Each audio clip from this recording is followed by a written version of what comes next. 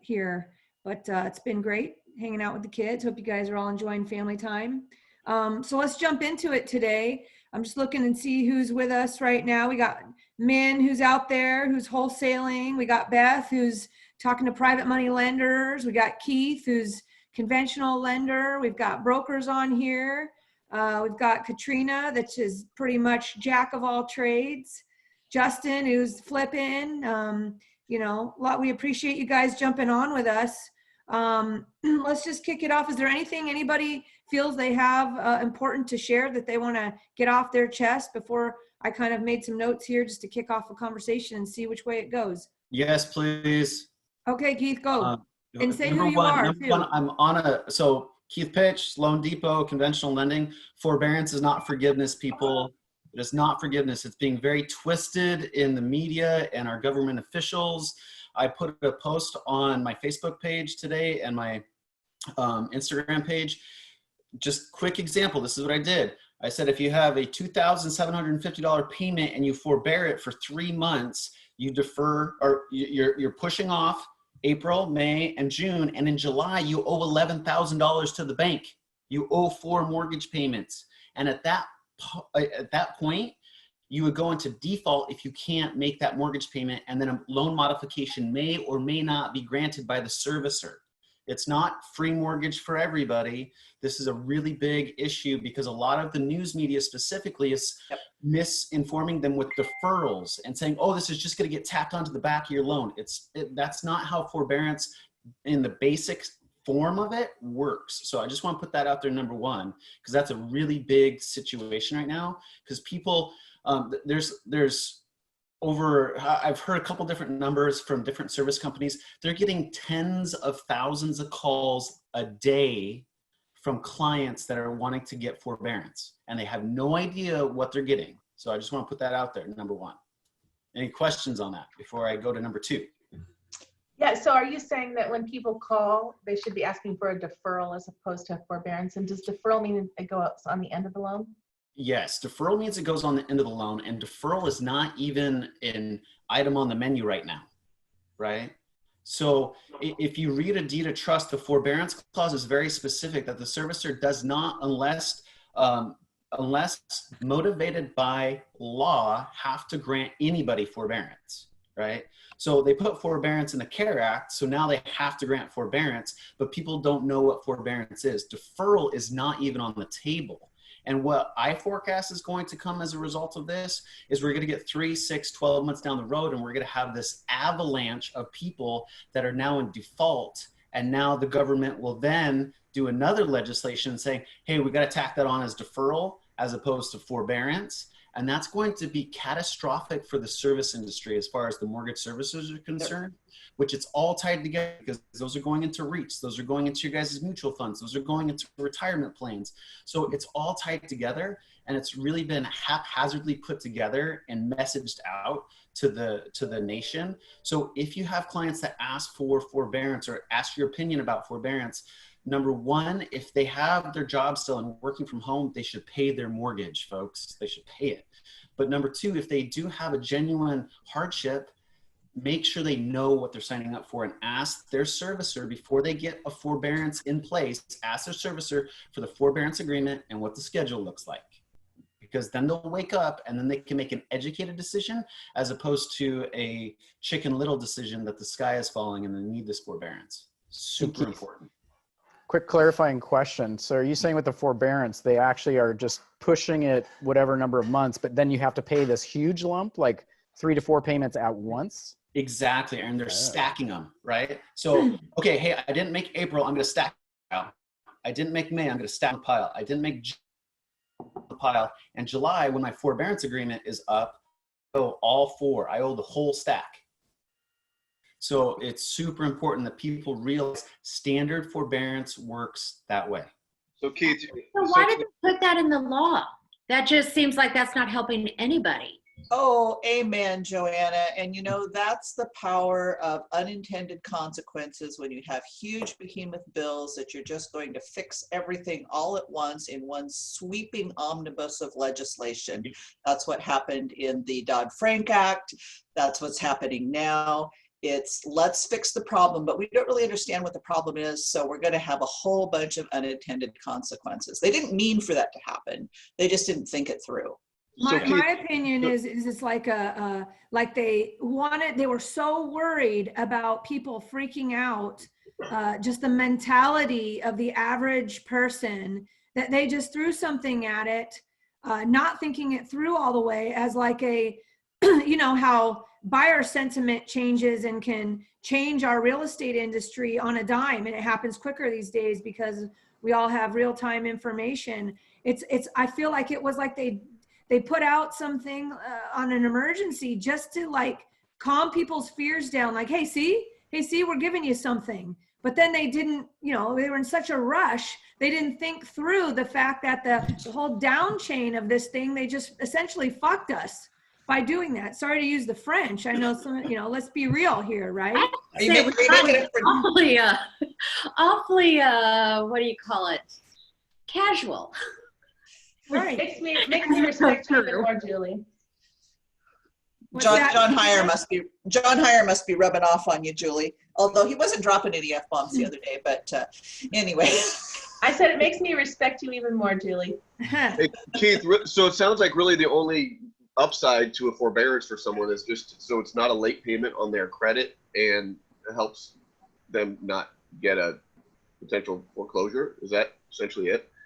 Well, that's the other black hole that wasn't really given a lot of direction or attention. Is the government, Congress has only suggested that the 3 credit reporting companies don't look at this as a negative impact on a credit score. There has been no resolution or no situation that has addressed its negative impact of that showing up on a credit report right now.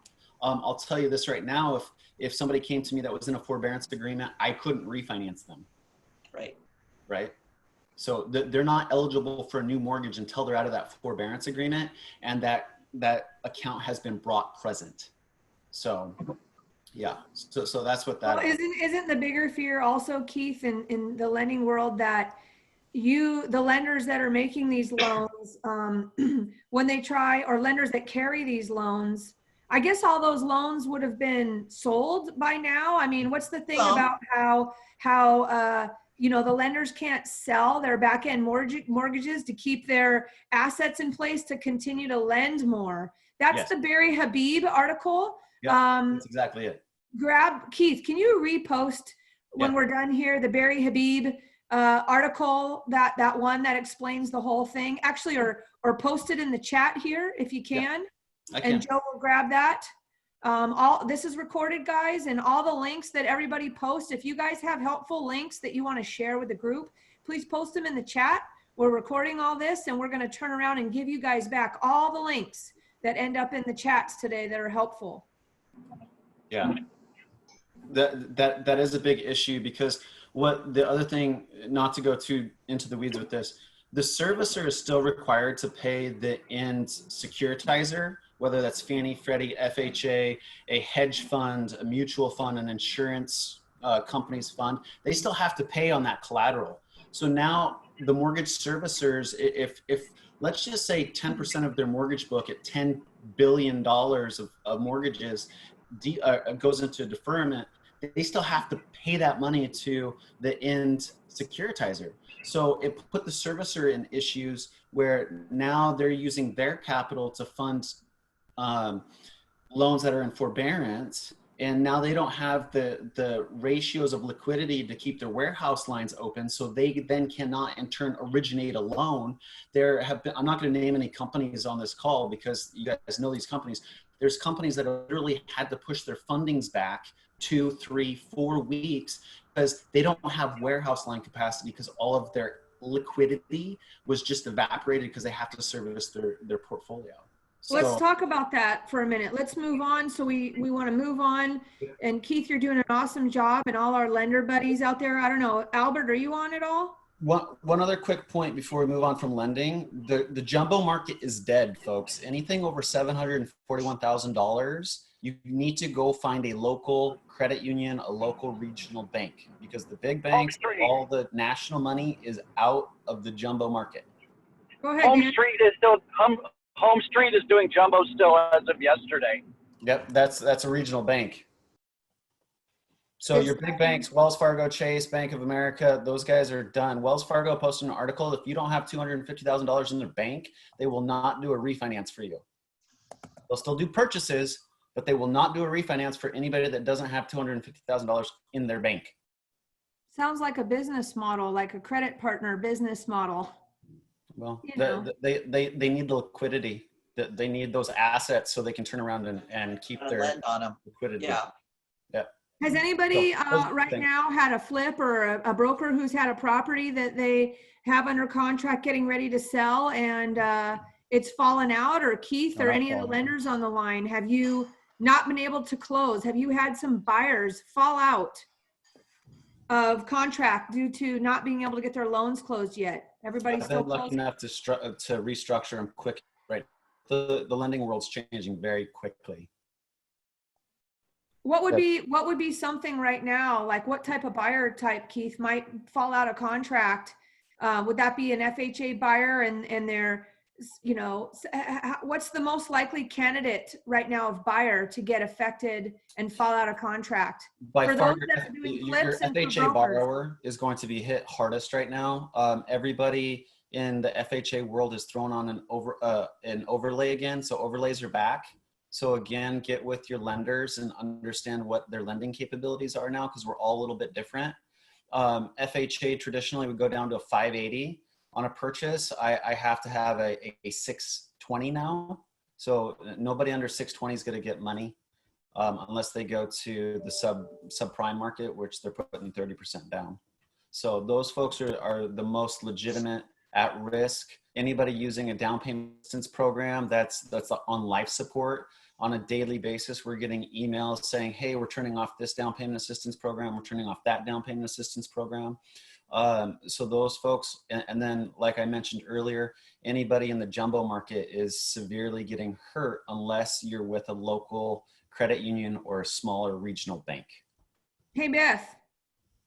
Hi. Hi, sister. What's going on in your world over there? For you guys, hopefully you guys all know Beth Johnson of Flynn Family Lending, one of our go-to partners. What's happening in your world? And tell us what Flynn Family Lending does so everybody on the call knows. Hi, everybody. We're Beth Johnson with Flynn Family Lending. We do private money loans. So we are still in business. We're quite busy. We're funding 2 deals today. One is a purchase and the other is a refinance. But like many of my friends in hard money also who are still funding, we've lowered our loan to values just to be excruciatingly conservative, because we really just don't know how long the stay at home is going to last, or what it's going to do, what its impact is going to be on the real estate market. So there's just a lot of uncertainty. We're not necessarily funding a lot of flips right now because we know that's not deemed essential. So we're focusing more on stabilized properties, residential, not doing much in the realm, or if at all, construction, land deals, commercial, outside of multifamily, I guess I should say. How about cross collateralizing, Beth? Are you guys doing some of that to help the cause and get your deals done? We are. Yeah, we want to be sensitive to people's need to keep capital reserves. That's not to say that I still don't have an influx of people looking to meet a fund at 85% loan to value or 80% loan to cost.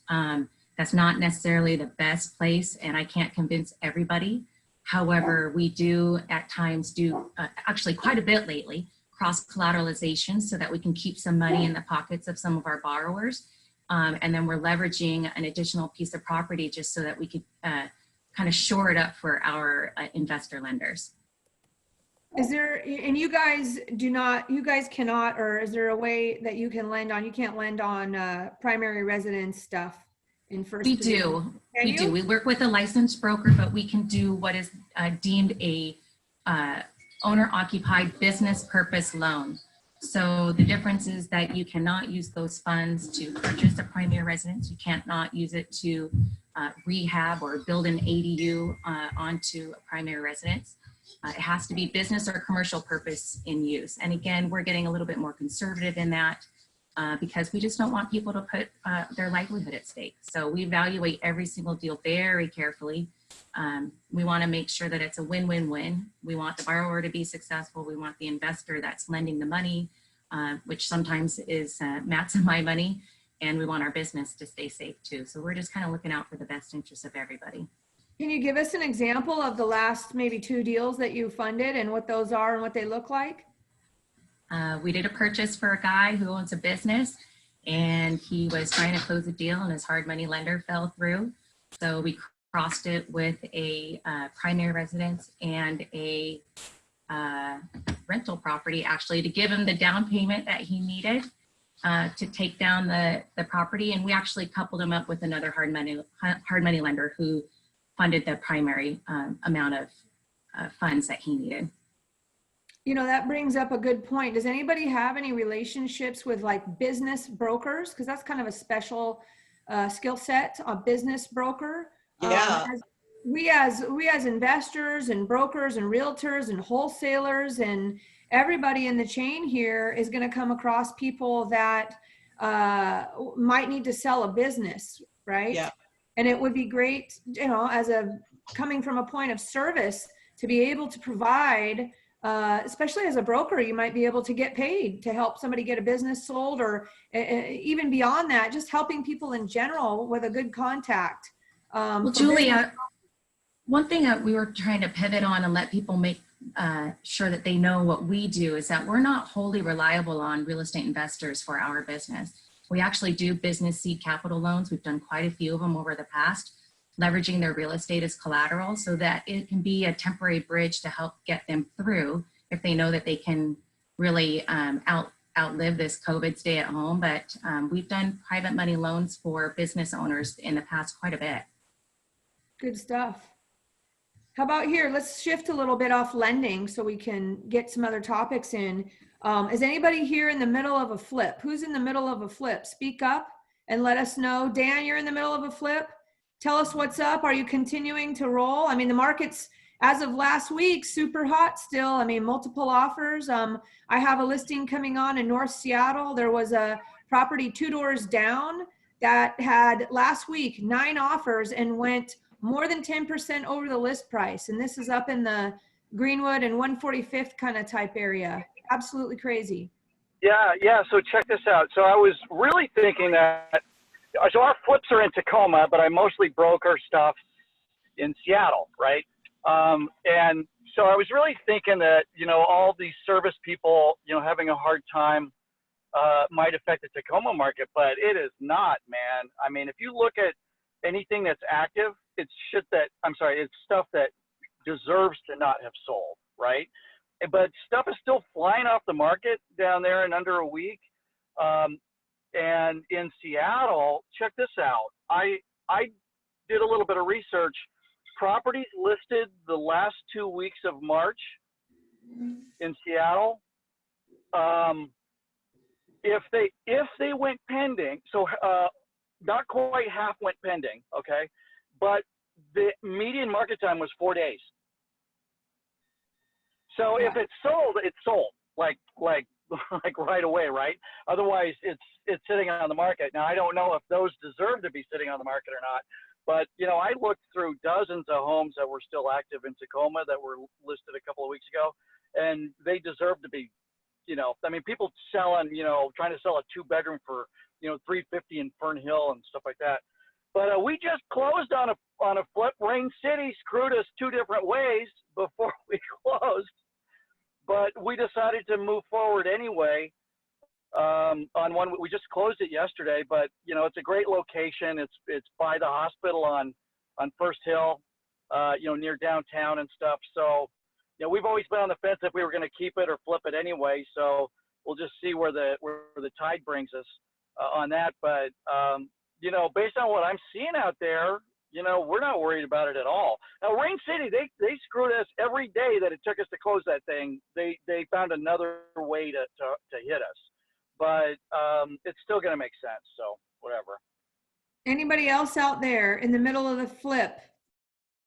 I'm not. This is me, Lika. Hi. Hi, I'm Lika. not in the middle of a flip, but I just listed a home in Shoreline about 40 hours ago, and I have 2 offers, both above asking. And this is just, it's unfinished basement, sold as is, 1,200 square foot home in Shoreline.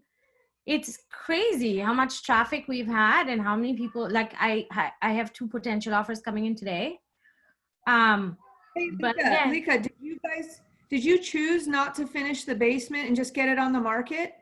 this is actually a retail listing, so it's what the Okay. seller wanted to do. She just wanted to get out and sell it. And it's more conducive to an end user who wants to add equity. Not so much as a flip, because we still listed for 475 and it's only 1,200 square feet. But I'm going to maintain that this is what you're going to see in March, and April might be quite different. Like end of April might be quite different.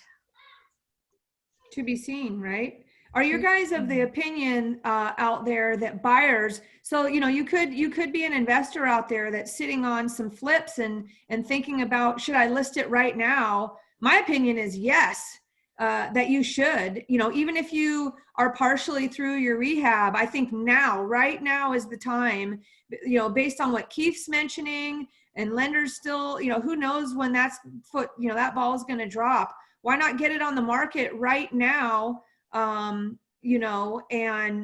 clean it up as best you can? And is anybody doing that? Has anybody made a decision to do that? Aaron, go ahead. Yeah, so a couple of weeks ago, I talked about my house that's coming vacant, and I've made the decision to go ahead and sell it. So I'm actually just got the keys this morning, so I'm going to go over there and probably get it listed by next week, I guess. I can tell you that I personally am getting a lot of landlord calls, having pretty much all the calls I had last week, all the appointments that I virtually went on, let's say last week, were from landlords. The financial advisors in the world are out there telling their clients honestly that, hey, now's a good time to get in the market and take advantage of the stock market. And so every single one of the calls I had last week, they had been talking to their financial advisor about getting into the market. So I have immediately shifted to the seller finance comparison. I don't know if you guys are schooled up on that, but Mariska and I are starting a podcast series about, how we've had a podcast series for the nuts and bolts of real estate investing on my first 3 deals. Well, we don't know that anybody's going to be doing their first 3 deals right now necessarily. And we're going to be shifting a podcast series over to my seller financed deals and giving case studies of people that have done successful seller financed transactions. You guys have some interest in that? If you have some interest in that, raise your hand so I can see that you would have interest in hearing about seller financed transactions, right? I think, it's a way to prepare for still to do business, continue to do business as the banks are going to be jumping all around, right? And it's a really great opportunity to have a conversation with sellers and have a different message. So if you guys are anybody who's interested in talking about that with me and what I'm up to, please contact me directly. You just shoot me a text, 206-910-2985. And we can talk about, what myself and, the brokers that I work with and the investors I talk to, what we're up to. So, Julie, real quickly, one is I want to something that we were talking about just a moment ago, and that is in the last housing crisis that we had, and this isn't necessarily a housing crisis, it's just the fallout from the COVID crisis, right? But it took a number of months before housing started catching up with everything else. We had, big dramatic shifts in the market, and then it took several months before things started to hit housing, and it started hitting housing in different markets at different times, and that's why we had this long slow slide. So housing is never going to be a fast slide. We're not going to see a huge drop, but we will start seeing a decline, and we'll start seeing longer days on markets because, as Keith said, many people can't get financing. If you can't get financing, you can't buy a house. So that's us to seller and private alternative. That's been the alternative in S&P prices of 86 in the dot-com bubble, around 2000. We started seeing a big resurgence of it after the crash of 2008. And a couple of days, I've had I have this pretty financing. Can you help me structure the deal? So it's a real thing, and it might be a good alternative, especially for folks, could be an alternative for anybody, but especially for folks who were buying properties for cash flow and they're tired perhaps of being a landlord. They might sell property with private financing. Stuart, turn your mic off. Stuart Johnson, turn your mic off. Keep the cash flow, as well as for folks who maybe got into the Airbnb model, they're hurting. So that might be another way for them to generate cash flow, a long-term cash flow without all of the headaches of being a landlord. So not for everybody and every deal, but it could be a solution for a good number of people. Keith, you want to tell us about the home style rental loan that you're talking about? Yeah, it's a good situation for folks that are mid-flip and need to get out of hard money. Sell it mid-flip and sell it to a consumer that wants to do either the home style renovation or they want to do an FHA 203K and let them finish it out. So that way you're getting out of your hard money. You're not going to be upside down on a deal and you can get rid of it now. That's a beautiful solution. Yeah, it's a great solution because FHA does owner occupied and Homestyle will do an investor up to 85% loan to cost. That could go away any day now. So I don't want to go too far down that path, but I'm doing one right now where I have a client who is, thanks to an SIC member who's buying a house and they're going to acquire it for $335,000. They're going to put $100,000 into it. And the ARV is about 6 in West Seattle. And so he's coming in with like $23,000 to take care of this deal, right? So it's really awesome for folks that want to be in desirable neighborhoods and they want a custom house and they want to do all that stuff. They can buy it at your current situation, wherever it is in the flip. Doesn't matter. I don't care what the condition of the house is because this is going to be subject to the upgrades and we will take it from there. So it's a great exit strategy if you are upside down on something that you need to get out of. So if you guys have flips that you need to list, you already have a general contractor or you are a general contractor. Yeah. So you should partner up with a lender like Keith or, somebody that offers this program and understands it. And as part of your listing, you market the hell out of that, have stuff on site, sell it where you say that we'll close, that you'll finish the deal upon closing. I don't know. I'm just talking out loud. Like have your general contractor, or if you're a general contractor, have your deal wrapped into you completing the renovation for them with your general contractor and get it sold now through one of these programs. So, it's a really good idea. Go ahead, Davey. Yeah, we have a project in Mount Lake Terrace right now, and we're finished with the house, but can't get the final permit sign off. Mount Lake Terrace has been horrible to work with. I mean, they've tried to, even though we got the permits, they've come out several times and we've had to jump through all the hoops. And there was another home in Mount Lake Terrace that did a rehab 2 months ago, and they didn't get final permit. And the city of Mount Lake Terrace went out and put a note on the front door the first day on market and said, not fully permitted, watch out, basically just letting everyone know that they didn't get all the permits for it. And so we're just kind of in a limbo now because we just finished the work why last can't you week. do it where you do that and then closing, you just have a condition that closing is conditioned upon final permit? That's not a bad idea. Yeah. I mean, that's no different than new construction. Really? Well, I guess the thing was I called the listing agent for that other rehab, and most homes in Mount Lake Terrace were getting 5 to 10 offers, and they got 1 offer, and it was the lowest sale price per square foot, even though it was a beautiful home, because it scared off all the buyers. But I guess in this market right now, it might not be a bad idea. So Davey, you're saying that the city of Mount Lake Terrace wasn't able to provide an inspector to go through the job site, but they were able to provide an official to put a posting on the door? No, the post on the door was a month and a half ago. Oh, okay. So that was before this all started. We've been trying to reach our main contact and just haven't been able to set up a time for him to come out and sign off. Hey, Keith, if somebody had to close upon permits being issued and it drew, made the closing time longer, would that be any effect on a loan rate lock or anything? Do we need to worry about that? Yeah, without a doubt. I mean, if your rate expires, you're then looking at extensions and the whole 9 yards. But how much does that cost? I mean, could the seller, the flipper, you know what I mean, like offer to cover that cost? I mean, we just want to get our stuff sold in that situation. Yeah, sure. Absolutely. I mean, the typical cost on a 15-day extension is typically like 1/8 in fee. So 0.125 of the loan amount. If you want anything longer than that, we can extend up to like 20 days for a quarter. But the other situation at hand is they will continue to, the underwriting guidelines for residential mortgages will continue. Just put this out there for everybody. They're going to continue to contract. So what is here today is not necessarily there tomorrow. So if you have somebody that goes through lock expiration and that lock expires and that program is no longer a valid program, you have a dead deal. So time is very much of the essence right now to fund anything and everything. But yeah, a seller could always cover the extension of a lock.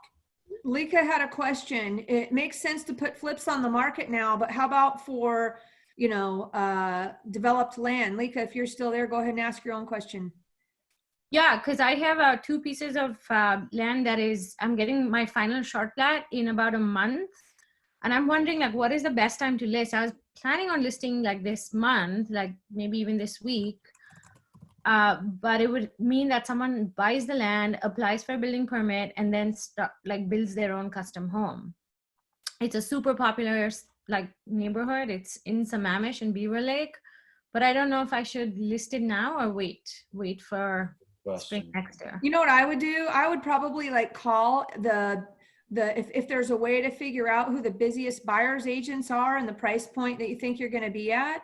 And before you list it, I would just give them all a call and say, hey, do you think you'd have any buyers, that would be interested in something like this, and do a little market intel by talking to the busiest brokers, that have sold at that price point, or, even in your own office, right? Even in your own office, tap into your network, and do some intel there. I don't really think that, go ahead, Katrina. I was going to say also, if you do end up listing that, I would list it not only as vacant land, but in residential with a rendering and a general contractor. So you can say, here's the final price that this general will do this for, right? Yeah. And Lika, one other thing is there's no reason why you couldn't offer that land with seller financing as well. That might make it easier for some folks. Yeah, that's a good point. All good options. Good stuff, Guy. How about virtual tours?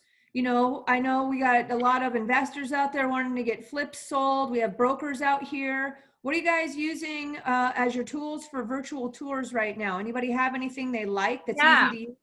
I use virtual staging and Matterport and a combination, and it worked great. Everyone that's seen it online has loved it and immediately shown the house. Grab a link, Lika, to the property if you can while you're online, and post it in the chat, and we can all look at it. Sure thing.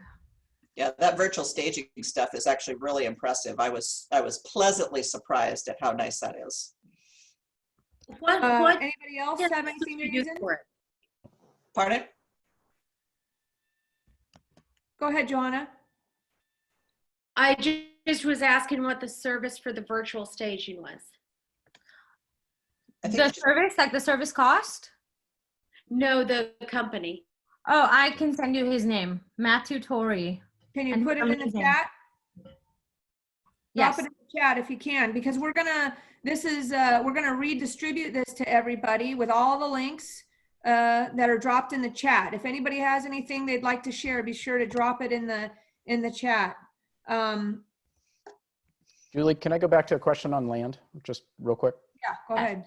So I've got a piece of land on Tiger Mountain that I've been trying to get some of the entitlements done so I can sell it. Mariska, you mentioned something about selling with seller financing. Do you think, even in the way things are right now, it's not quite ready, it's not quite a package I would have normally put out there for land.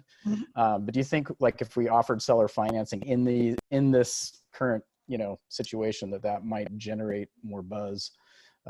Well, there's always going to be people who are looking for a deal and they don't always have the cash to buy the whole thing outright, but they might recognize it as a great opportunity. So if you can structure a deal where you can get a good chunk of money up front and then make monthly payments going forward, then you're going to increase. Now, the one thing I'll vacant land is you have to pay attention to who is your buyer. Selling it to a builder or developer, it's no problem. If you're selling it to somebody who plans to use it for their personal residence, you'd better make sure, especially as a real estate investor or whatever, you qualify the buyer. And so you need to qualify capacity to repay, and that's just a Dodd-Frank requirement. So but that's not that big of a deal to do, right? And then there's structure it to just protect yourself and just a win-win all the way around. But yeah, why increase your pool, right? There's a lot of people who would like to buy land, but they don't have the money to take the whole lot down, and maybe they could do some of the improvements themselves. And I think on the commercial side, Katrina, maybe you can jump in on this too, is that the risk is permitting timelines right now, and the whole market for commercial real estate is such up in the air that the issue is the lending side, that they don't even know if they're going to be able to get any loans. So that's a very hard sale right now. I think joint ventures maybe are something that might be interesting right now. Bringing in joint venture properties in certain situations, and maybe Katrina might be able to speak to that a little bit. Yeah, I like Mariska. I love everything you have to say. I mean, that's the value of seller financing, and you communicate it really well. I think joint ventures is really just well, I guess it depends. So you can think of including the sellers in your project as joint venture as well, and so depending on how you need to contextualize that deal, right, and that proposal, would be how you deliver that message, right? Either as a joint venture or seller financing. Commercial's pretty. I've spoken with several large business owners that have in excess of 200 employees who have been working now remotely during this period, and they're doing really well. We say they're more efficient. It's just working really well for them, and they've worked out the kinks. So the question on the table is, do we need to go back with the same amount of staff? I was talking to a guy yesterday he's got 200 employees in Kirkland, and they have a large 4-story building. And he's talking about, hey, you know what we're going to do? We're thinking about, we don't need to come back. All the employees don't need to be working on site. So we're looking for people to sublet this to. Right. And that's a really interesting conversation to have. And also, I mean, that's just one in particular, right? That a lot of people are having that same conversation right now. So if you own commercial buildings, it's just a lot of uncertainty right now. Yeah, Katrina, you're absolutely right. I mean, prior to my becoming self-employed 9 years ago, I had worked for a number of companies where a good portion of the staff was virtual. And I'll tell you, not only was that great for the staff, but it was great for the company. They could have, they didn't have to have as big a footprint. They didn't have as much overhead. People were actually way more productive. Now, obviously, there's some positions that just have to be live and in person, but a lot of them can be working from home and then just get together occasionally for meetings. So yeah, I think we're going to see a big shift, not only in business, but education. And I think people have, you know what, guys, I'm going to say that so I'm a broker, as many of you know, I'm at eXp Realty, which owns Virbela. And Virbela is the online platform that eXp's cloud brokerage is run on.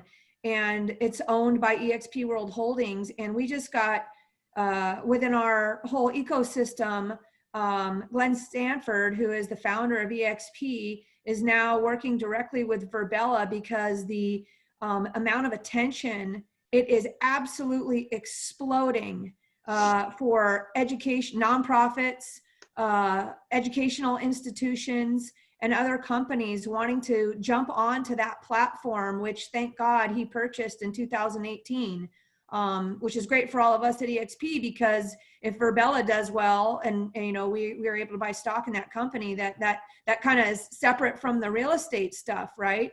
And he's actually now working full time on the Verbella platform because he's getting just an insane amount of significant growth from what's going on right now to shift to this online platform for, like I said, universities, maybe educational institutions, nonprofits, and so forth. So that's really interesting to watch from the inside as that continues to grow. But you know, how about wholesalers while we're on there? We got a couple wholesalers. Min, are you still on with us?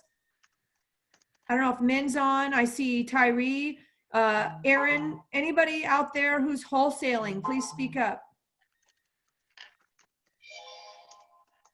Yeah, I'll just comment that a couple of properties that we had verbal from people that were like, yes, please, I want to sell, and I'm ready for a contract. As soon as we sent them the contract, they ghosted us, and that's happened twice just in the last couple of weeks. And we're talking to another one today. It'll be interesting to see what happens with that. I just want to say for the record, because this is a Seattle Investors Club meetup, and we have a Facebook page, is that Joe and I were talking about this yesterday, and our rule, we don't have any rules, you know, in our Facebook page so much, other than we don't allow wholesaling that's not legal. We only allow legal wholesaling to take place. But we also want to say for the record, and we don't want to see posts from anybody saying they locked up deals and are stealing and great deals.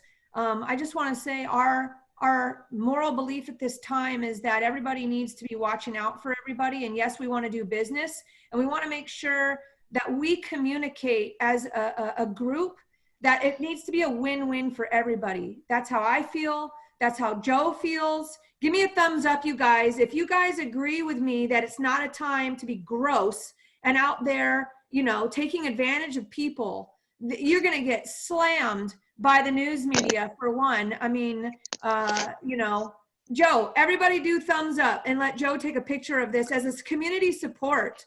Everybody's support right now, that we support not being gross in our industry and taking advantage of people. Okay, good stuff. I appreciate you guys. I'm a little teary over here, honestly.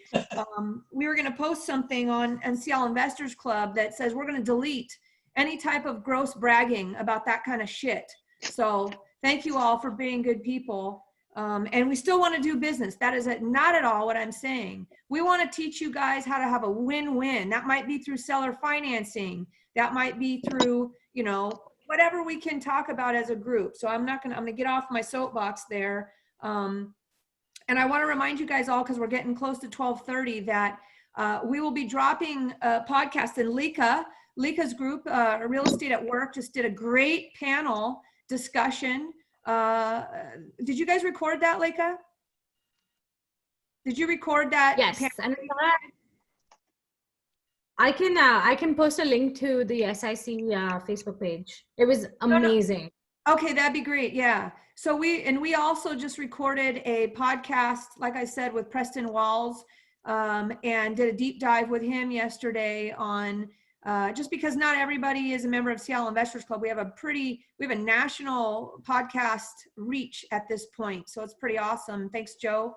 I love you, man, my partner on that. And so we're going to be checking in. We've already booked Enrique Jevons, like I said, for May 13th, which is going to be a good check-in for the May rent collections. I know, William, you wanted to talk about rental assistant programs coming online. Go ahead and pipe in. Sure. So just to let everybody know, there's 3 that are in various different stages. The one that is statewide, run through the Department of Commerce.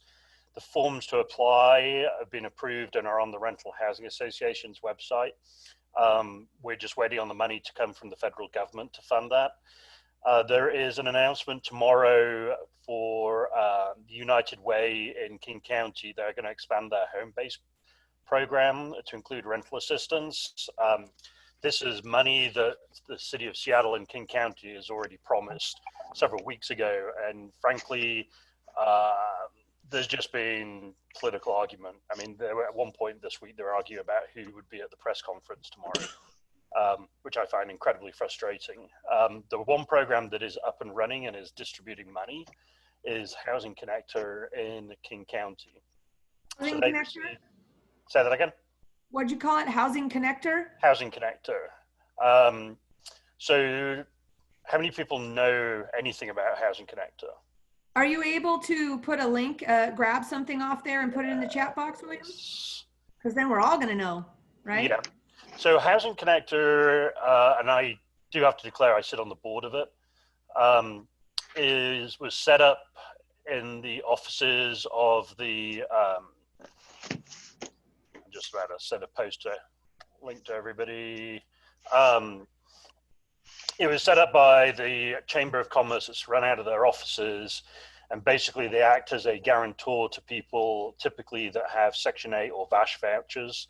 It increases the mitigation funds to $10,000.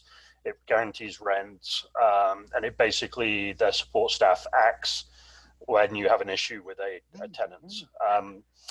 So because if everybody doesn't have it, we just posted in the chat, and Yep. Joe's going to grab that information, and you guys will be able to access that on the Seattle Investors Club public Facebook page, the repost of this recorded meetup with all the links. So, so that's the ongoing program, that Housing Connector. Because of the publicity behind that, a very well-known tech person gave $500,000 for rental assistance for the COVID crisis, and there's a bit over 100,000 additional from smaller donations. So the way that they are distributing it, the first tranche of requests were from existing landlords in the program, and basically saying if you have any other tenants outside the Housing Connector regular program that have not paid the rent, they can apply for that assistance money. And you had to have less than 30 units. So the idea is basically we're trying to help the smaller to medium-sized landlords rather than the big corporate landlords with this funding. They're going to expand the program to people that don't currently part of the program. They are asking you to join it. And all that means is that when you have a vacancy, that you list it on the platform that they have, and you don't have to take anybody with a voucher. They're just asking people to, you've got to list your rental unit. So how does that work, William, with people like we got Bob with us today, who does a lot of boarding room style rentals? How about Bob? How's it going for you, and what's going on in your world in the boarding room stuff? Ironically, everything is on a freeze. Hi, everybody. Because not a lot of people are looking for room rentals right now. I don't know why. I think it's probably because they can't get out of their job situation. So they're kind of, just like with my properties, probably about 25% have kind of emailed me or contacted me saying that they want some type of a assistance or pay half because they're going through joblessness. So. And the bulk of your portfolio is rent by the room boarding style, right? Correct. Does anybody have any questions for Bob on this, or William? Will he? Can he apply for some sort of assistance there? Yeah, I think so. So you'd have to sign up with Housing Connector, and I'm assuming that somebody with a Section 8 voucher could rent a room. I'm just not too sure. I've never come across that situation with somebody with either a VASH voucher or a Section 8 voucher looking to rent something in a boarding house style situation. So, I can't see any reason why not. And if you have any issue, I'm happy to step in. The executive director, myself, we talk a couple of times a week. If anybody's interested, I do have some data on what we're seeing with regards to rent collections. So I don't know if anybody saw, there was an article in the Wall Street Journal a couple of days ago that said that 31% of people haven't paid rent in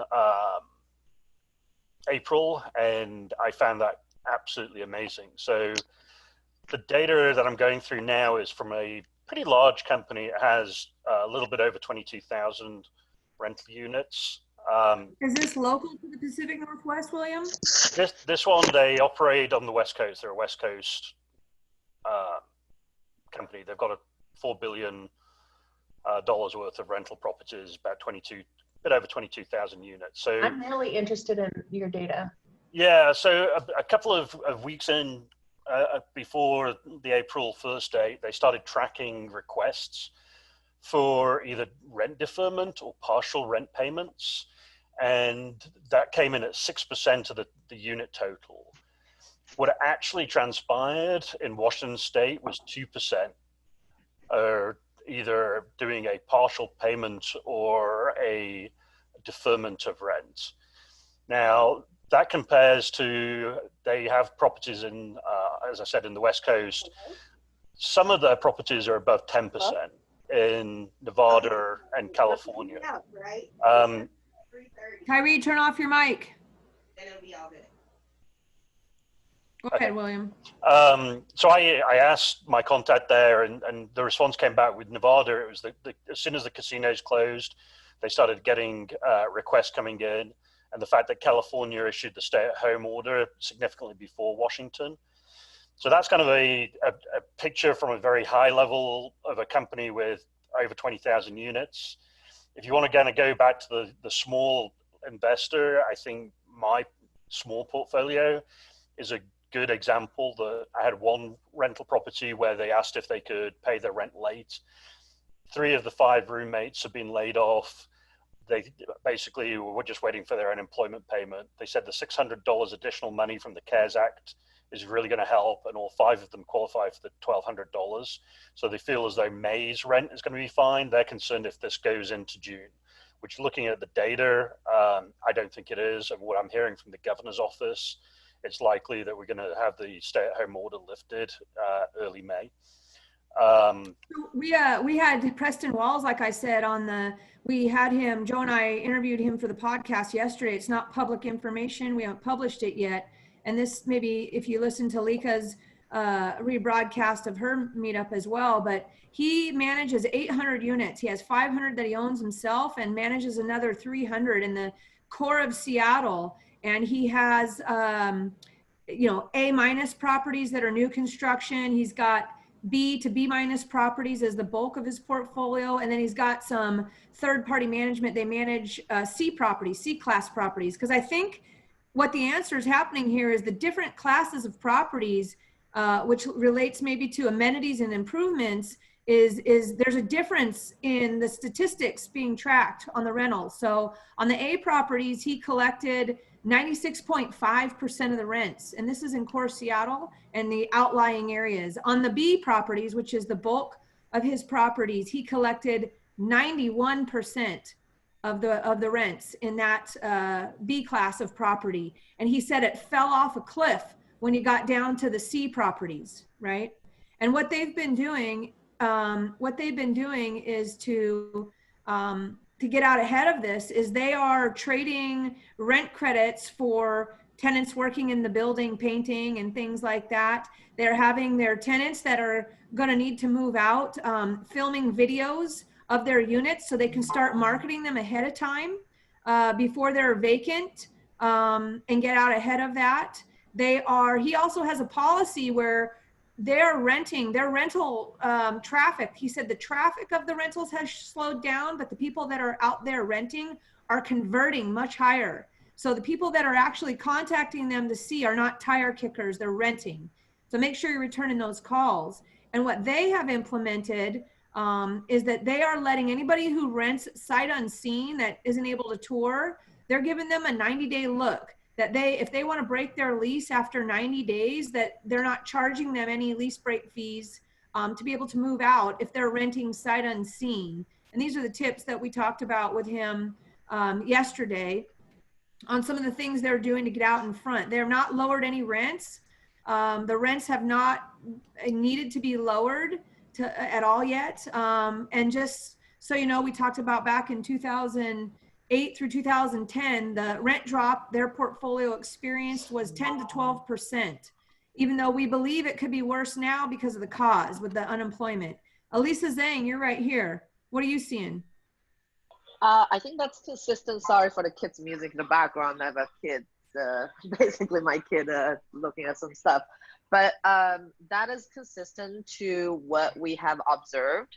A lot of the C-class, so we own C-class buildings, we own, B-class buildings. We don't own A, because that's just not in our strategy. We definitely realized that actually we do have one in an A location. The A location property, it kind of goes down the board. We pace out collections. It looks like it's about 10% less than what we collected last month, let's say, for A class, and about 15 to 20% less what we collected last month. And then for the C class, it's like a slaughter. Basically half our tenants have not been collected so far. But some are rent to pay, they're just chronic. And it's kind of hard to say about the C class because people usually don't pay among our tenants until the third month, like the third week of the month, right? So it's a little harder to kind of look at that. And if we compare it to last month, it was about 25% drop there. But I think, it's going to take a little longer to collect it from these guys. But what we've been doing is we're trying to get really proactive communication with our landlords, with our tenants. So we've been sending out packages starting last month, like get ahead of it. And then basically list out the resources they can apply for help, because a lot of these folks, they don't know what to do. They didn't even know the unemployment stuff. That's across all board, right? When properties in Arizona and Washington. Yeah, so really get in front of about that. I asked Preston, are you allocating somebody on your team to sit there and help your tenants apply for unemployment, apply for some of these programs, because maybe they don't know? I mean, our commercial partners at Redmond that we talk to are already saying that they have people on their team that they aren't even taking on the commercial side. They're not taking any they're not working on any rent modifications unless they've applied for some assistance. And so trickling that down to residential, I mean, it'd be helpful. And that has, and you need that documentation, because even with the forbearing, because we're all backed up by Fannie and Freddie loans. So that's an additional thing where they requires 120 days, no evictions too. So you really have to kind of stay on top of it, and letting them know, because you don't really have you don't have the whip in this case.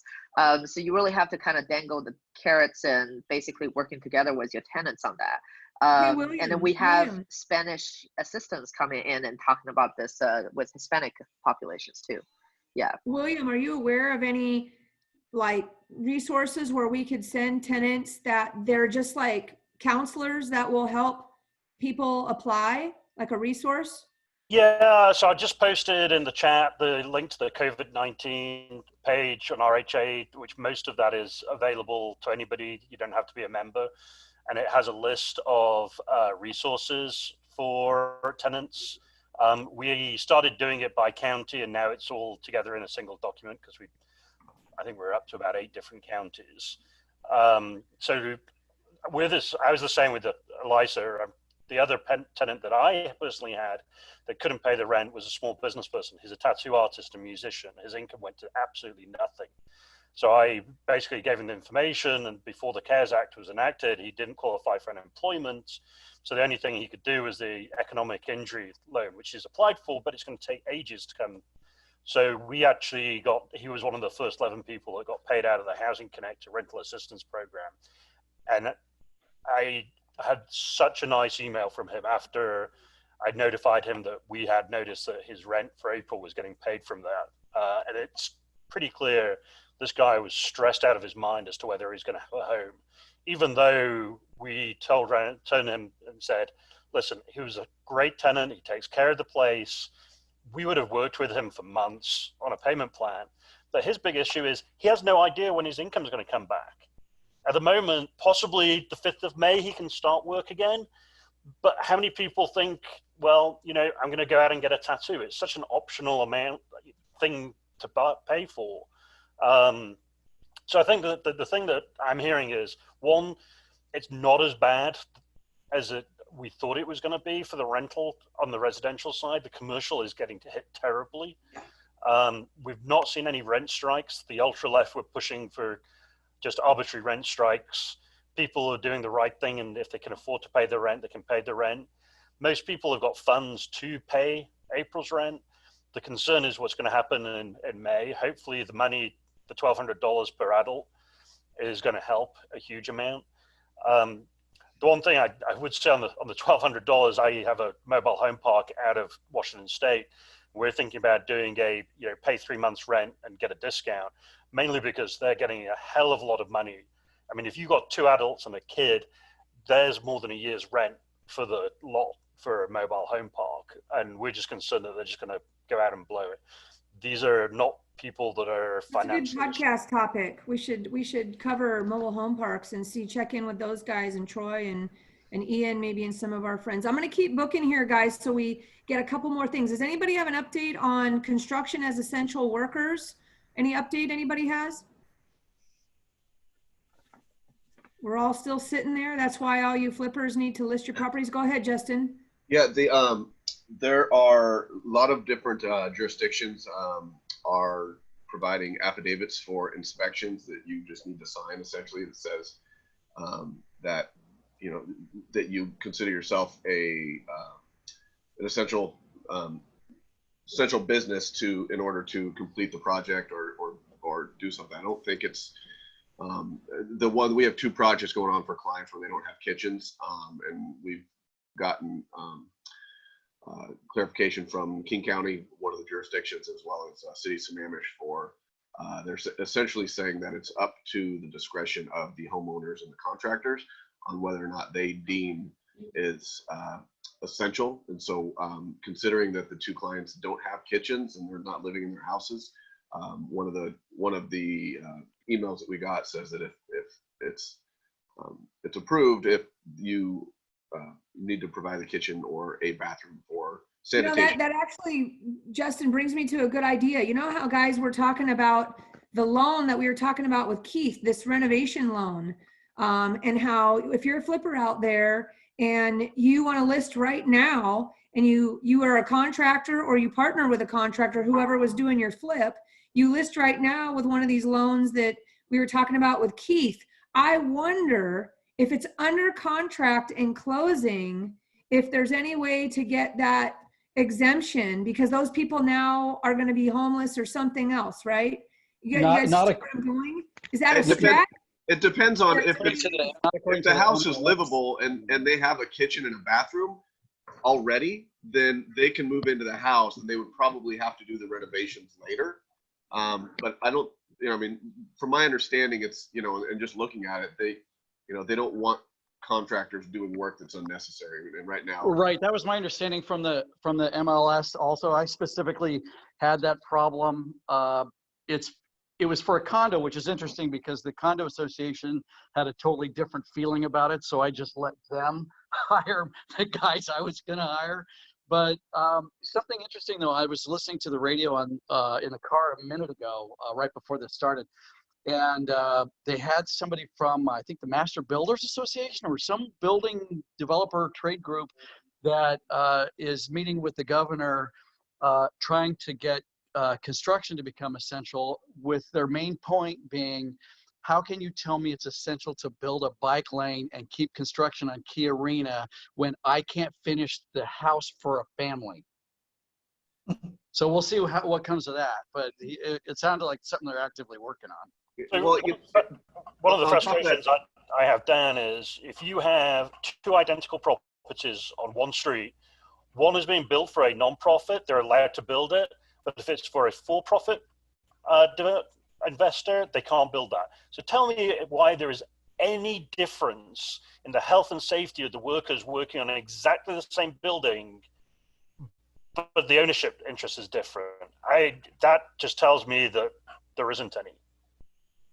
Well, if anyone needs to get a new TV to watch the news to find out when construction is going to become essential, video only is open because that's an essential business. Right. All right, guys, I'm going to start wrapping it up. What are your favorite? I just want to throw it out there. What is your favorite sources of information right now? One of mine, aside from talking to you guys right here with all the stuff you're throwing into the chat box, is called InvestorShift.com. I mentioned it last week.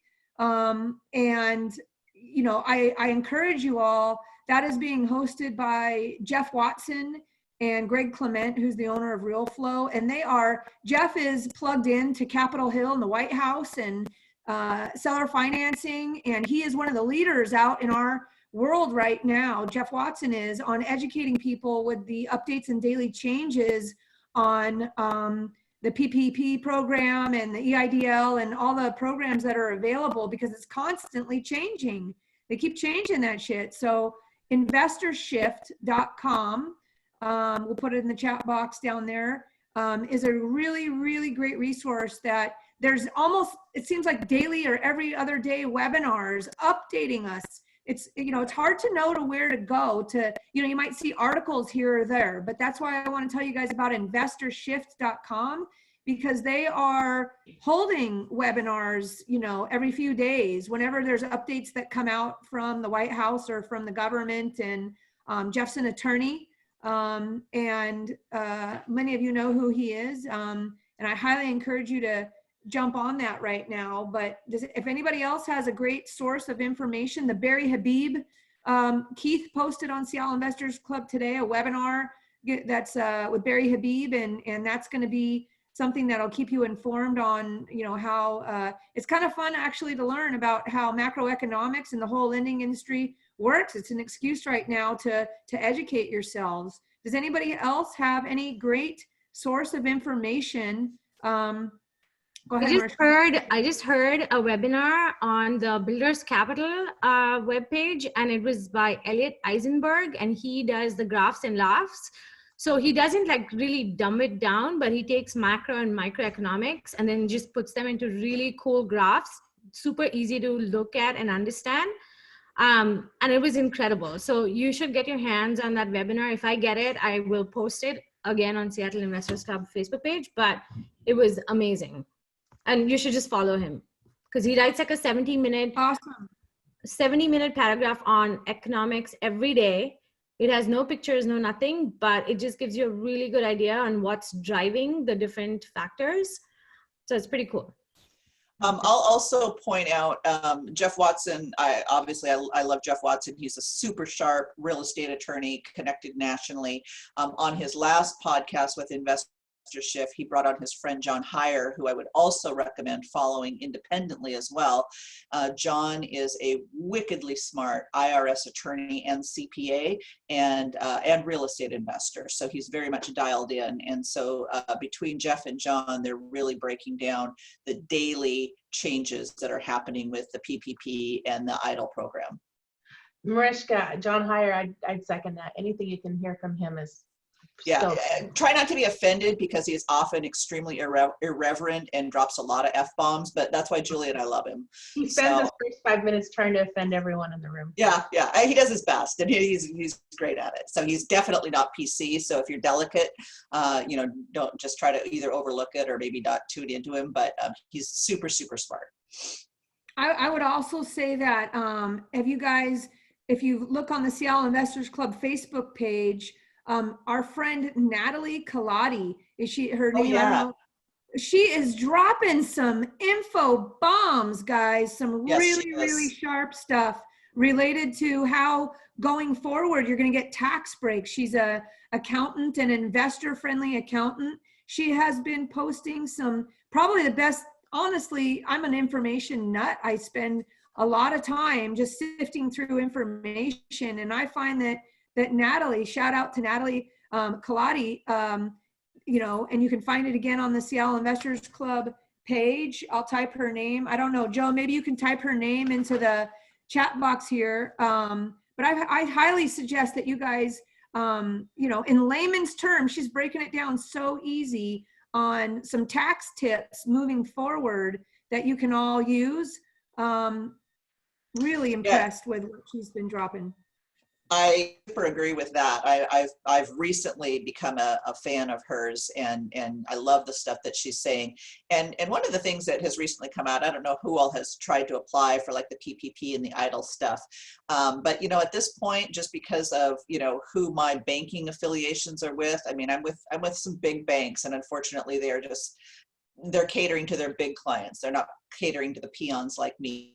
And so if you have, relationships with regional SBA lenders, you're probably going to have better chances with those programs. So at this point, I'm just basically dropping pursuit of any of those because the tax benefits going forward are significant. And not only going forward, things that you can apply retroactively to prior year losses. And so it's very cool. Hey, Joe, can you grab the podcast that we did with Natalie? So Joe and I are having a meeting right here in front of you guys. Joe, can you reach out to Natalie and let's get her back on the podcast as well and book her in as soon as we can get her in on a double up schedule. But yeah, she is dropping some awesome bombs there for sure. Is there anything anybody else wants to add, or looks like Joe just dropped Preston's show into the chat. He's going to probably drop Natalie's podcast into the chat for taxes. And Aaron said he just hired her to be his new CPA. Good stuff, Aaron. Anybody else have anything going on? Anybody having anything you want to add? Open book right here. Anything? One question that we had Carl ask, you guys, I'm going to be reminding you guys just on some of our Facebook pages that we are all involved in about this weekly meetup. And that's a great time if you have any questions, or just email me at julie@seattleinvestorsclub.com. Anything you guys want to cover, we'll either cover it in a podcast or we'll bring it up here. And Carl brought up to us today, he'd love to talk about raising capital in a time where lenders have decreased loan to value percentages, and hard money lenders are reverting back and we're not able to get that money. So who out there is using private money to do deals, and how do you feel about raising capital? We'll say Katrina and Elisa in these times. Katrina, I'm going to let you go first for a second. What do you think about, how are your private money lenders reacting right now? So private money lenders, investors that I work, individuals that I work with that fund me privately. I was actually just talking with one this morning, and he's got money. He's like, hey, do I hold on to this for another 3 months? Do you have anything in the pipeline, or, do I stick it in the market? He doesn't have a lot of confidence in the market. So he's still out there. He's a little more conservative on what he wants to put his money into. But he's still bullish in the types of investments. Anybody using this time to try and raise more money because of maybe perceived opportunities that might come up? Go ahead, Mariska. Oh, I'm just saying yes. I don't really have anything to say on that, but I think now is just, echoing what Katrina just said. I think now is a great time. There's a lot of people who are anxious about the stock market and are looking for more conservative investments that have some backing to them. And I certainly don't want to take advantage or paint a beautiful picture of everything going forward, because quite frankly, my crystal ball is broken. But I am optimistic about investing in deals that have good margins and have the security of real estate behind them, especially if I have multiple exit strategies. You've got to have multiple exit strategies. Yep, agreed. What I can do is I can try and get a podcast on where we have somebody that's an expert at raising private capital come on and do a podcast comparing it to why it might be a better option than investing in the stock market right now. And once we have that podcast, you guys can all use it when you're talking to your clients and your investors, right? You can then share that. And if anybody has any, maybe that's Bob Repass again, or somebody like that, Mariska, who we just had on. But if anybody has any suggestions. Yeah, I've got some suggestions for you. And then also, I just want to say the question that we could answer right now that would give us a lot of great great information to convey and raise private capitals. What should people be buying right now? Right. So if we can answer that question and have confidence in what our answer is, then you know, that's kind of the magic. That's the recipe for raising that. I'm gonna also add that. Sorry, I would also add that people need to be addressing and heading off some of the concerns that their private lenders may have. Tell them and show them that you understand what you're going to put in place to protect their investment. Show them that you understand their LTV as it is now, as it might be after it's completed. Show them that you understand that you're going to get them title insurance, property insurance, a deed of trust. Those kinds of things will show that you truly understand and take their interests at heart as well. And that's really important. Yeah, because transparency. Beth, you guys, that's your business. You're dealing That's with my business. Yeah, actually, Beth, why don't we do that podcast together, right? That'd be a good, you know, that's, you know, what private lenders, what kind of feedback private lenders are, you know, maybe you can even, maybe you can even take a survey of your private lenders, Beth, and then we could talk on a podcast, like send out a survey and ask them, what's most important to you right now? What answers, what questions do you want answered?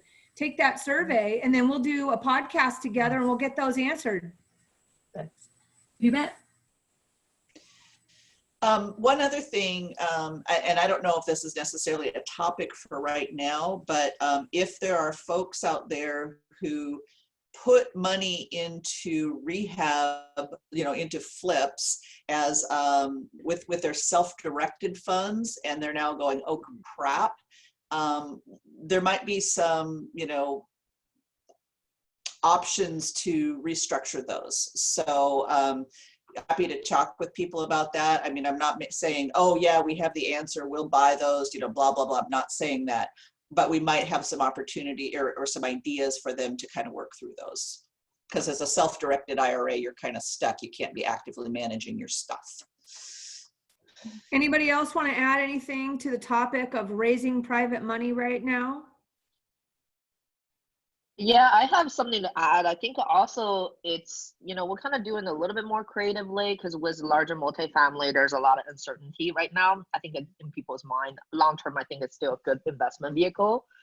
Is we been kind of just, you know, this couple of days, I've been just reaching out to my investors. I mean, it's now you kind of shift into more focus on education, providing value, helping them figure out, you know, like the small business loan, you know, webinar we just did, it's stemmed from our investor feedbacks because a lot of them are small business owner, and we want to help them. It's kind of helping them to help us. So often that really kind of shifting in terms of instead of trying to pitch deal, Julie, like what you said before, doing the growth stuff, it's not really growth stuff, and to pitch the deal, you kind of lead with like, hey, what are the problems we can solve for you? Right. So I think people are still having money. They're just sitting on the side. It's the fear that's governing it. So it's kind of like showing them sound approach to it and also providing value is what we found has been kind of successful. Also creatively on multifamily land, things has kind of changed at 180 degrees. So we actually have some buying opportunity, but we're not really hurrying and tying these up. We are tying them up with options potentially. So essentially putting 45 days option out. So we have first dip to the deal, but it's allowing us to close 90 days after 45 days, which by the time the pandemic is already kind of shake itself out. So because the multifamily world or commercial is very slow in closing, we can put in these clauses in to protect ourselves and the funds as well. Good stuff. Good stuff. And you're putting out some webinars and podcasts about what you guys are doing over there, Elisa, and the multifamily world. Yeah. And also small business, because you know, I wanted to kind of also launch our education course and mostly to help people quit their 9-to-5 job. So, you know, I'm kind of here because I deal with investors from all the sectors. People are losing their jobs, even high-paying IT workers. So just want to try to put the resources out there. It's not necessarily multifamily related. Next week, we'll actually have Cody Touche comes in and talk about, you know, residential lendings and et cetera, just to help people kind of solve their problem. Yeah. And we are also, guys, Joe and I are working to get a business broker on the podcast. I think we're reaching out to Kevin Moen right now on that, trying to get it. If anybody has a great business broker, I think somebody dropped Kevin's name in there. Yes, we've been reaching out. We're trying to reach out to Kevin just to give us all some insight, because as we're talking to people that own businesses, it'd be great to give them some value. One last thing before we jump off, William, you can say it, about the CARES Act with the retirement accounts and the 100 grand. Go ahead.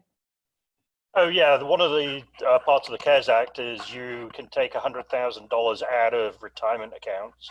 You don't pay the 10% penalty if you're younger than 59 and a half. You would still have to pay income tax on it, like you pay if you were taking it out anyway, but it can be, that income tax liability can be spread over 3 years. And also if the funds are repaid within 3 years, it's basically classed as a rollover. And so there's no income tax to be paid.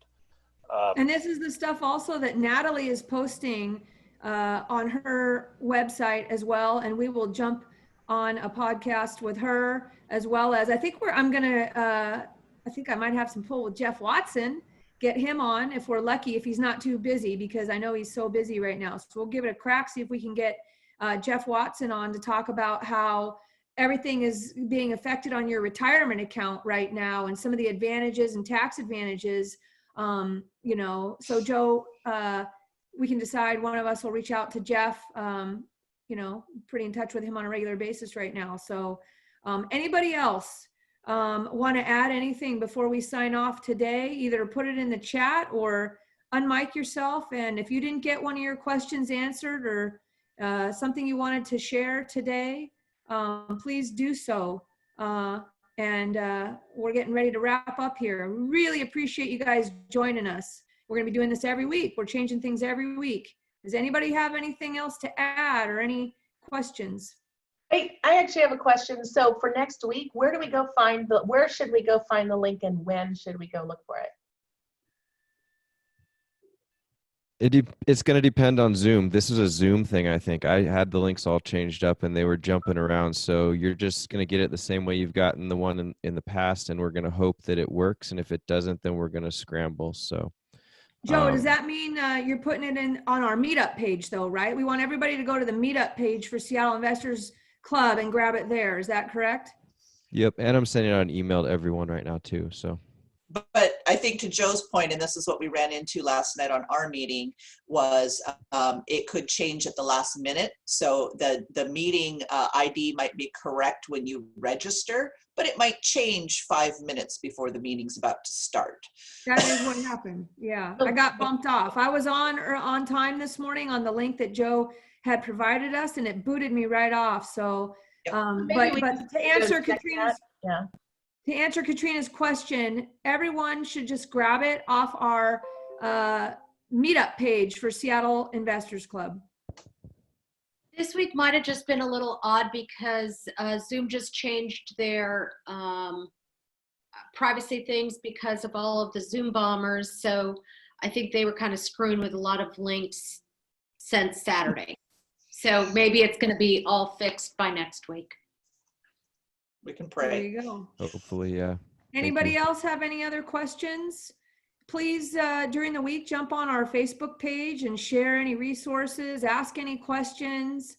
If anybody wants to talk more about seller financing and all that stuff, we have some experts between Mariska and Katrina, I know, is an expert at seller financing, and I've pretty good at it myself. So just reach out to us. And like I said, we're going to start doing some training on that and some podcasts of people just sharing their stories, kind of like we did my first 3 deals. That's our goal here. So if anybody would like to be on that podcast, hit me up at julie@seattleinvestorsclub.com, or most of you have my contact info. Just hit me up.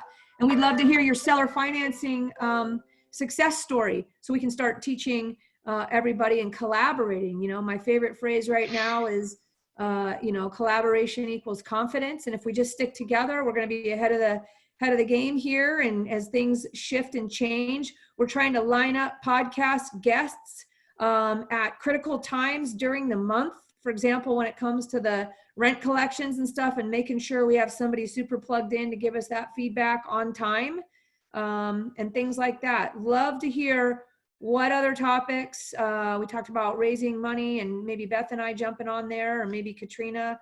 We can talk about that. Anything else you guys want to hear about in detail, please let us know.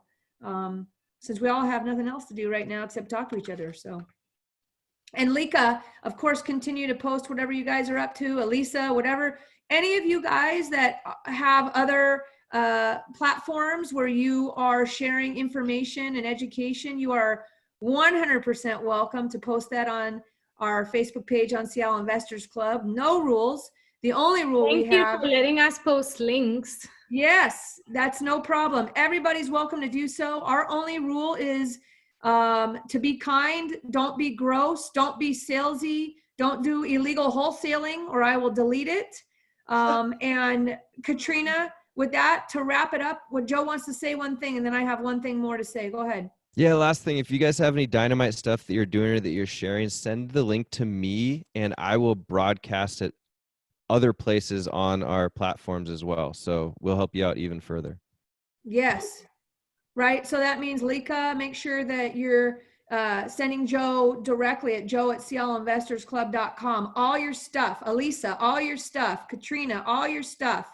And we will pump it out through all our platform channels for you guys, because we have a lot more than just our Facebook page. And with that, I want to end on a note of kindness. And that comes to our friend Katrina, who has done the right thing and is bringing some beauty into the world right now. Katrina, please share real kindness and things that have happened this week on real kindness. Oh my gosh, hashtag real kindness. It's a Facebook group. We are almost 2 weeks and we have about 1,200 members now. And people from all over the Northwest, all over the area are posting things that they've done, their kids have done, larger organizations have done, that are just light you up. Like, you just look at it and it just makes you happy and restores your faith in, you know, us as a community and who we are.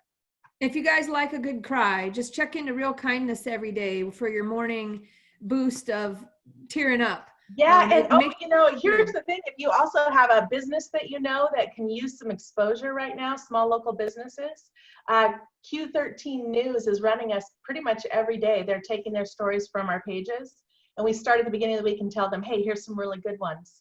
So yeah, they're covering it 4 o'clock, 6 o'clock, and 10 o'clock news.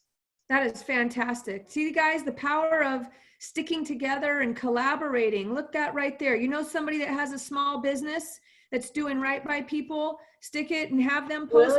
Yeah, you know, it just occurred to me, William Shadbolt, you guys should be on there, right? You should be talking about what you're doing with the home, you know, the home, gosh, I can't even remember. Housing Connector? Yeah, that needs to be on there. Oh my gosh, that really should be on there.